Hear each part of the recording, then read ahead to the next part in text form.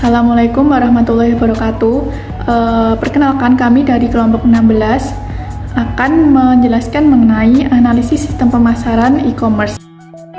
Dengan dosen pengampu mata kuliah ekonomi kreatif Bapak Abdul Rahman PhD dan anggota kelompok Andika Septiana K842005 dan juga Anissa Safa Praniardani K84200006. Nah, selanjutnya adalah tujuan pembelajaran. Tujuan pembelajaran kali ini adalah mengetahui apa itu yang dimaksud dengan e-commerce. Yang kedua adalah mengetahui strategi pemasaran e-commerce. Dan yang ketiga adalah menganalisis salah satu e-commerce yang ada di Indonesia, yaitu Shopee. Nah, yang pertama, saya akan menjelaskan mengenai e-commerce. Seiring dengan perkembangan teknologi yang semakin pesat, pemasaran pun berkembang dengan digunakannya internet sebagai sarana untuk memasarkan produk. Semakin maju teknologi komunikasi dan informasi, membuat penggunaan smartphone semakin tinggi. Banyak kalangan usia yang menggunakan smartphone karena smartphone telah memberikan dampak yang cukup besar. Salah satunya adalah di bidang bisnis atau usaha. Nah, pemasaran menggunakan internet ini sering dikenal dengan istilah e-commerce, yang berarti sistem pemasaran atau transaksi jual beli yang menggunakan sarana internet. Nah, salah satu e-commerce yang menjadi pilihan utama di Indonesia adalah Shopee.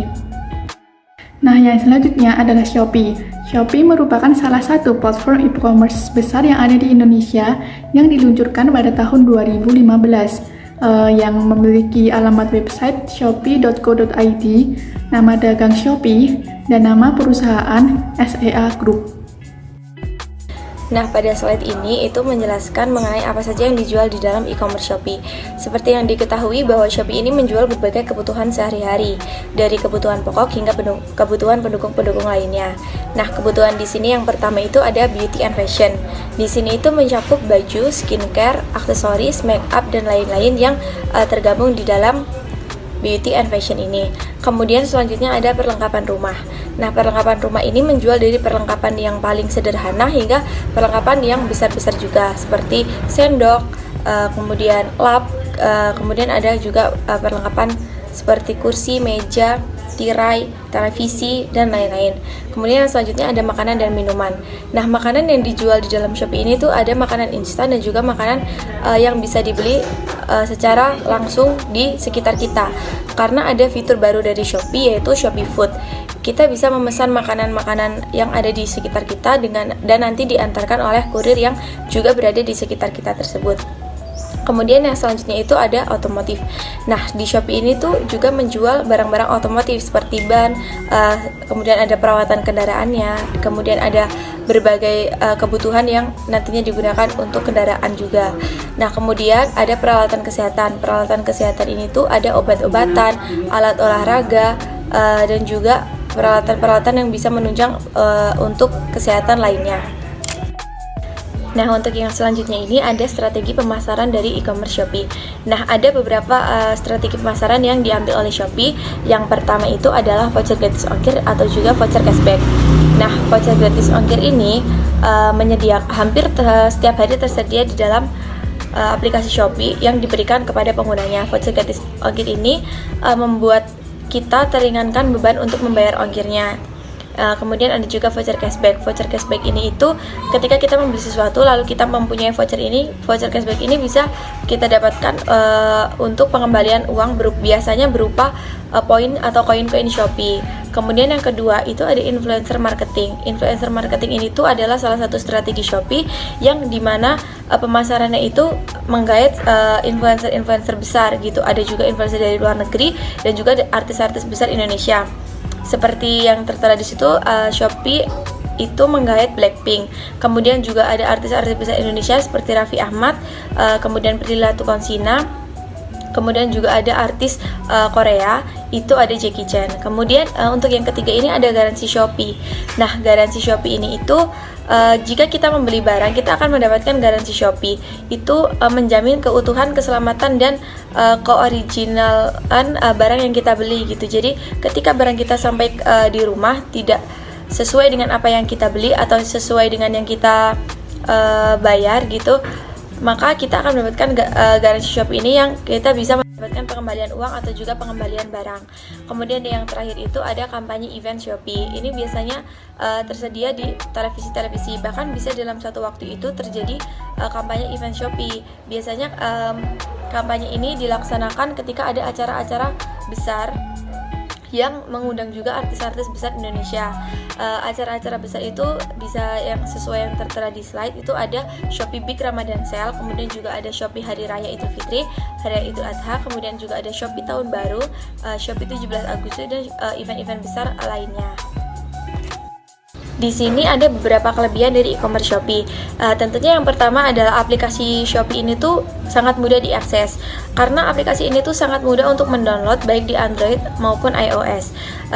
Untuk di Android kita tinggal mendownload aplikasinya melalui Play Store, dan di iOS kita tinggal mendownload melalui App Store, lalu kita menggunakan sebagaimana kita menggunakan aplikasi pada biasanya. Kemudian di Shopee ini juga mempunyai banyak cara pembayaran yang beragam dan inovatif, seperti pada Indomaret, Alfamart, kemudian melalui bank, melalui ATM, kemudian juga bisa fitur terbaru yang dikeluarkan oleh Shopee yaitu ada COD atau bisa bayar di tempat. Dan kemudian yang ketiga itu ada banyak games menarik yang bisa menghasilkan uang ataupun hadiah di Shopee, seperti Shopee Tanam, Shopee Lucky Prize. Itu ketika kita bermain kemudian sesuai dengan ketentuannya, maka kita bisa mendapatkan hadiah yang sudah disediakan oleh pihak Shopee untuk penggunanya yang memainkan hadiah Shopee. Di sini game itu tidak hanya dua itu, namun ada beberapa games juga yang bisa dimainkan dan tentunya juga mendapatkan hadiah juga. Selain dari kelebihan, e-commerce Shopee ini juga mempunyai beberapa kekurangan. Seperti yang pertama itu ada banyak terjadi penipuan di dalam proses marketingnya, karena memang basisnya e-commerce itu adalah online. Jadi semua kegiatan di dalam marketingnya itu berlangsung secara online, baik pembayaran, pemilihan produk, dan juga dari foto-foto produk juga bisa terjadi penipuan. Kemudian yang kedua adalah syarat yang cukup rumit untuk bisa memakai promo gratis ongkirnya. Seperti strategi yang ditawarkan tadi itu ada strategi gratis ongkir atau cashback. Nah, namun itu juga mempunyai syarat yang cukup rumit untuk mendapatkan atau bisa menggunakan promo gratis ongkir atau cashbacknya itu. Seperti kita harus membeli barang minimal 30.000 baru kita bisa mendapatkan promo tersebut, atau juga kadang terdapat barang yang harus dibeli lebih mahal, minimalnya seperti 100.000 ataupun lebih murah juga.